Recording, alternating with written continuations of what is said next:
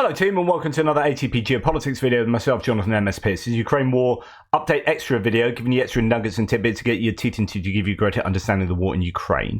And this is going to be I'm just going to do two pieces today on articles, essentially. The first one is the Time article that I discussed yesterday. I just want to give some analysis and feedback of that article. And the second one is the Zelenskyy article, an essay that he has provided to The Economist. And I'll do that in a separate video, just to keep these separate. But as far as the Time article is concerned, this is courted a lot of controversy. So a lot of people, especially real pro-Ukrainian, pro-Zelenskyy people, have looked at this and not been so happy with it. It has been criticised in terms of how it's couched things. Some people are saying that the author is not particularly pro-Ukrainian. So the article, which is entitled "Nobody Believes in Our Victory Like I Do," inside Volodymyr Zelensky's struggle to keep Ukraine in a fight. And I shared some of this with you. There's that Time front cover where he's on it, and it's not the upbeat Time cover and article that we had seen previously at the beginning of the war with Ukraine. This was very much a behind-the-scenes look, referring to a lot of unnamed aides in his inner circle, claims to the truth of what was said, and so on and so forth can be offered, but I think there are elements in there that certainly do ring true. I do think it's couched somewhat negatively. You can see it's a fairly long article, but it's not huge given some of the things it goes on to talk about and make claims concerning. And in fact, Ukraine the Latest did a bit of analysis on the article that talks about, well, if it's only sort of 2,000 words long, then actually you would expect it not to make some of these big sweeping claims. You need a longer article to back those kind of claims up.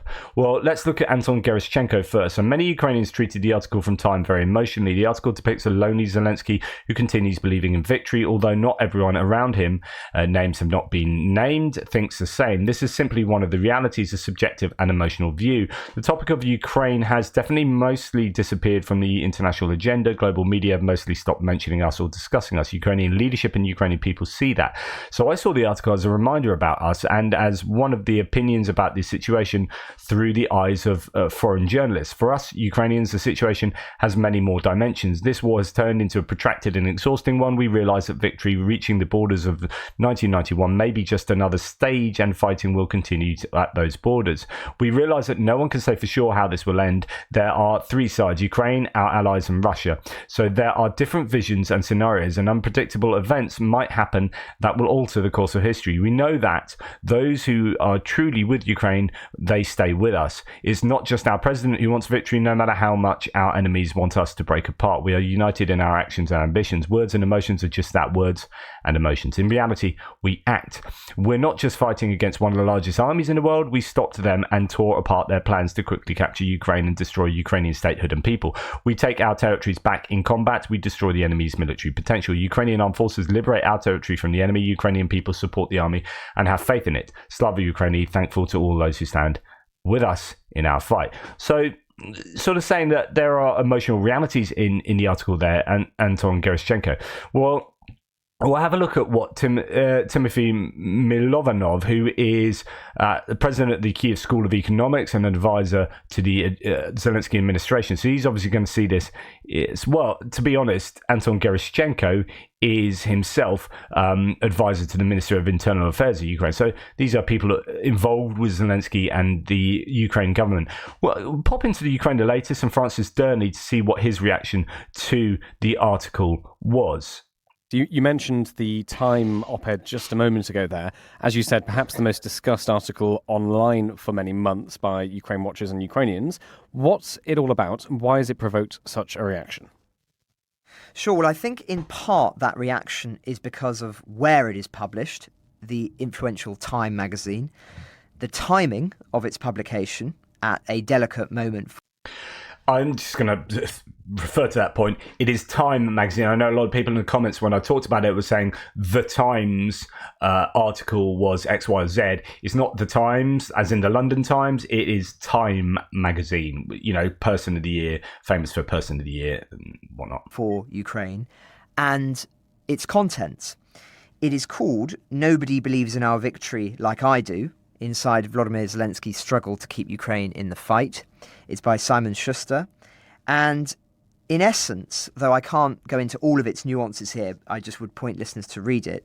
It paints a very depressing picture of Ukraine's position in the war.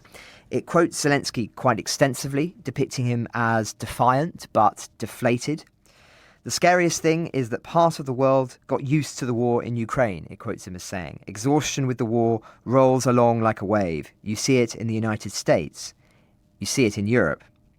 Schuster writes, the usual sparkle of his optimism, his sense of humour, his tendency to liven up a meeting in the war room with a bit of banter or a bawdy joke, none of that has survived the second year of all-out war. An advisor told me that Zelensky feels betrayed by his Western allies. They've left him without the means to win the war, only the means to survive it. Yet the piece also says that Zelensky's belief in Ukraine's ultimate victory over Russia has hardened into a form that worries some of his advisors. It has become immovable, verging on the messianic. He deludes himself, one of his closest aides tells Schuster in frustration. We're out of options, we're not winning, but try telling him that.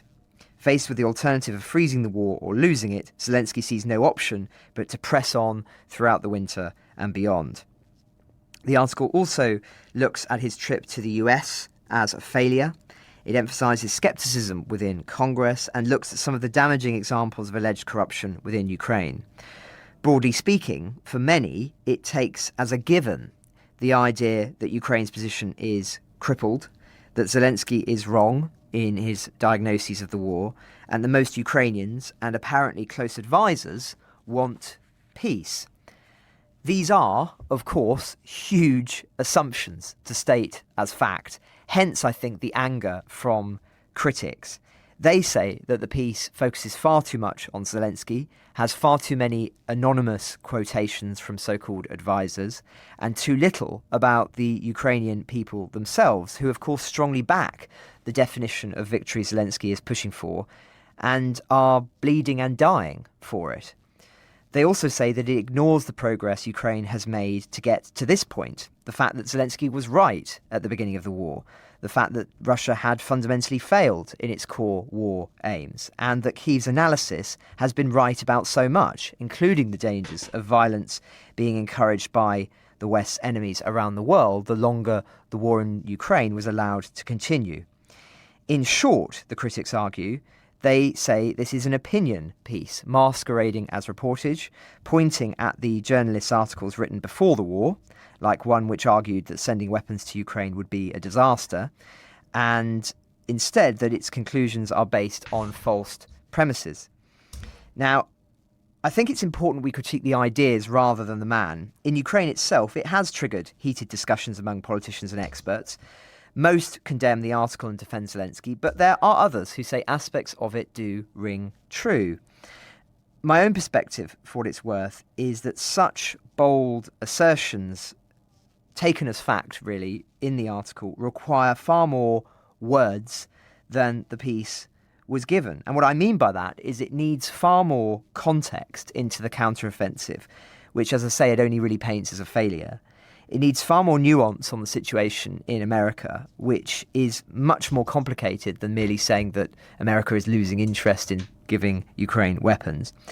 It also paints, I think, a very doom-laden picture, particularly when you look specifically at the Russian position, which it doesn't really discuss at all and just sees as fixed and broadly unchanging with regard to its position on the war, which I think is clearly incorrect, or at least an oversimplification in the context of the Wagner mutiny, its severe military losses, the scale of the defeat when measured by what its fundamental war aims were. It doesn't mention the expansion of NATO at all. So many things are missed out that arguably are vital to provide an accurate contextual picture. This is not really a long read. It is a few thousand words, and for a piece to have the front page to be really portraying itself or being put as a definitive piece and a statement of this moment in the war, I can understand why many people are angered, given the lack of detail on many elements of it. And yet, all of that said, I think those who see it as pure nonsense, pure fabrication, need to reflect on the fact as to why they are so upset. It riles at our insecurities. And that's because I think we are in a difficult moment in the war. And it does capture that feeling, I think, one that is full of risk, which is, of course, what makes the facts, the context, the details, and the nuance all the more important. And that is perhaps what people feel is really missing here, that perhaps some of its interpretations, its narratives, have degrees of truth. But in order to make those statements with confidence and assuredness and with factual accuracy, one has to contextualize them in a much broader canvas. And I don't think this piece really does that. But nonetheless, it is worth reading for some interesting insights, I think, from Zelenskyy and those who are clearly around him. Well, thank you very much. So that was Francis Durnley's opinion, and it was quite scathing, although he said, I would generally agree with that, to be honest, and say that there are some interesting nuggets in there, and it's not all plain sailing at the moment. Obviously, it's not. I mean, things are really tough for the Ukrainians because we're a long way into this war.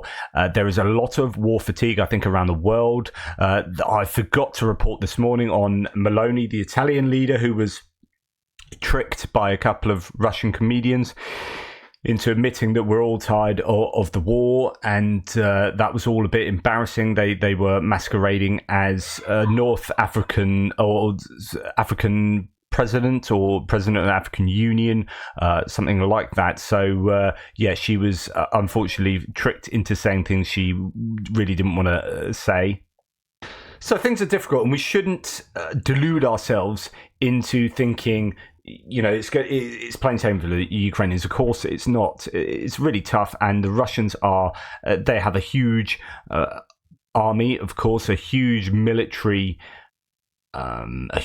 full stop. And so, therefore, what Ukraine have to do is really difficult when they have their hands tied behind their backs in so many ways. Okay, this is Mylovanov's analysis of the article. So let's just dip into that and we'll finish there. So it's tough as a Ukrainian to read misleading articles that ignore our voice. Despite 2 years of war and decades of our fight against Russian colonialism, it seems the American media still think Ukraine's fate is for Washington and Moscow to decide, not us Ukrainians. This reminds me of Vivek Ramaswamy's annoying comments from my news video earlier. Anyway, the article title says it all. The lonely fight of Volodymyr Zelenskyy. It paints a picture of an isolated president, close to delusional, whose aides are afraid to tell him that Ukraine is losing the war. A military that refuses to carry out orders and an impeding defeat. This is not the first time someone in the West doesn't believe in Ukraine victory and considers Zelenskyy to be a dreamer who refuses to accept the reality. I think the fact that he's got his back turned to him, turned to you in that image, I think says a lot. It's a real framing here of Zelenskyy in a particular way, for sure. But Zelenskyy indeed doesn't accept the reality. Instead, he changes it. Recall, Ukraine will fall in 3 days. And no, Zelenskyy is not isolated, but a leader of a nation that has always been resisting a colonial rule, be it Russia or the Soviet Union or Germany or Austro-Hungarian Empire or Ottoman Empire. Ukraine has never fallen. What's different this time is that Ukrainian people have a pro-Ukrainian leader and a pro-Ukrainian government and parliament. In the past, we used to have colonial proxies for rulers. The article robs Ukrainians of agency. This is such a problem, again, to go back to Vivek Ramaswamy, where I'll do a deal, etc., I'll make this all work. It's like you are robbing them of, you're denying them. You're just assuming they don't have agency in that. You just can't do that. Anyway, the article robs Ukrainians of agency. It says that unless the US will provide support, and this is now in question, Ukraine will lose. The quote is directly from Zelenskyy himself, and this is his job to impress the sense of urgency onto the allies. But it is the job of the journalists to provide a proper context and background. Ukraine has been able to stop Russia with very limited weapons in the beginning of the war. Now, how is that situation how is that the situation is? I don't quite get that. Is it more dire now? It's not. What has changed is that the war has entered into a phase of attrition. The party that gives up first is likely to lose. The stakes are clear for Ukrainian survival. Obviously, I changed the wording of this slightly, but there is nothing about Ukrainian plight to exist that in the article. But there is nothing about the Ukrainian plight to exist in the article. Instead, there are complaints that Ukrainians will blame the government for the blackouts. You aren't serious, right? There are multiple anonymous close aides who have spoken off the record, but who are quoted nonetheless anonymously. Yet those who were on the record were quoted anonymously. What's that? There are no sources with names, only close aide, no background about how they how close those aides in reality are. Are they section makers and influencers of Zelenskyy, or are they disgruntled informal advisors who had been pushed away? And finally, is there even one source? Okay, off the record, who is not an advisor but holds some kind of formal position with some real power?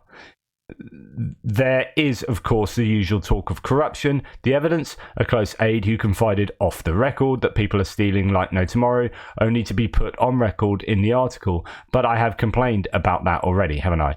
Then there is a reference to the well-known public accusation of corruption in the Ministry of Defence. Not corruption, but inflated prices in procurement. Corruption is a problem, and I wish Ukraine would have solved it, but some context here would still be helpful. Is Ukraine trying to eradicate corruption or not? Are things improving? Are the scandals factually proven to be corruption or still at the accusation stage? How material are these scandals? Are they related to the US support? Then there is an implication of Zelenskyy's Messiah complex. I quote, his belief in Ukraine's ultimate victory over Russia has hardened into a form that worries some of his advisors. It is immovable, verging on the messianic. He deludes himself. One of his closest aides tells me in frustration, we're out of options. We're not winning, but try telling him that.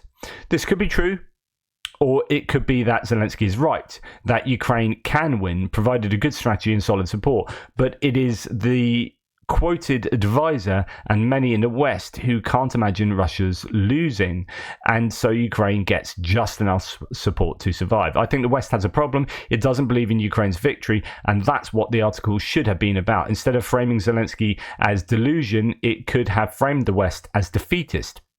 Both are a matter of taste, given there are no facts in the article. But the thing that really pisses me off is that the article ignores Ukrainian people. The article is all about the collective West, Russia, Zelenskyy, and aides, and there are no Ukrainians. It might be convenient to believe that the future of the nations are decided by politicians in the capitals, but in reality, the outcome of war is shaped by the millions of people fighting and supplying it. If there is will, there will be a victory. The article misses this. So that is what he has to say about it. Let me know what you think if you have read the article. As I say, I dipped into it a little bit for you and with you. I find the article pretty much a mixture of those two views, actually, but it does have some nuggets of interest that I think are fairly accurate, but a lot that I would think is poorly framed. And yeah, I think the author could have done a lot better job of putting that piece together, to be honest. But anyway, that's just my thoughts on the matter. Now, one final thing. I did this throwaway comment where I was thinking of an actor that looked like Putin, and I couldn't think who it was. And a few people in the comments put their suggestions for him, and it was David McCallum. And I was thinking he had a foreign name because of his position, the character in the Man from U.N.C.L.E., which was Ilya someone. And I was looking for Yuri and Boris, and it was actually, I should have been looking for David McCallum. I just thought he looks a little bit like Putin. You may disagree. I don't know. I think he, not so sure like the modern version of him, but there are definitely some photos in here that I think are quite Putin-esque. It's probably the hair. Anyway, that's David McCallum being, I think, a little bit Putin-y. What do you think? Anyway, that's enough from me. I'm going to get on and think about Zelenskyy now. That was a Time article on Zelenskyy. Really appreciate all your support. Thank you so much. Take care. Speak soon.